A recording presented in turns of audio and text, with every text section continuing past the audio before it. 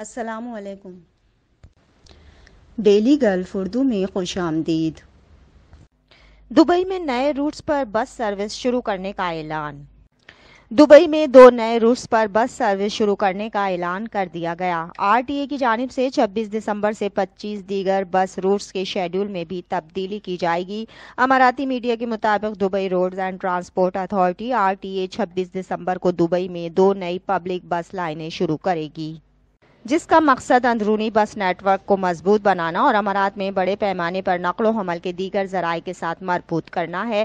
RTA نے اعلان کیا ہے کہ 2 نئے بس روٹس 68 اور روٹ F62 پر پیر 26 دسمبر سے آپریشنل ہوں گے۔ ان میں سے روٹ 68 ایک سرکلر بس روٹ ہے جو دبئی کے دیگر دیہی علاقوں میں بڑے پیمانے پر ٹرانسپورٹ فراہم کرے گا۔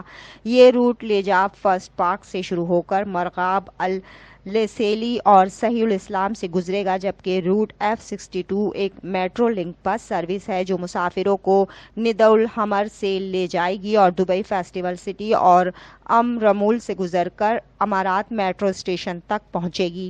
RTA اس کے علاوہ 25 دیگر روٹس کے ٹائم ٹیبل کو بھی بہتر بنائے گا، جن میں route number 6، 7، 9، 20، 24، 29، 44، 81، 93، F17، F26، F14، F8، F4، E101، E100، C04، X22، F23A، F23، F24، F22، F19B، F19A اور X28 شامل ہیں۔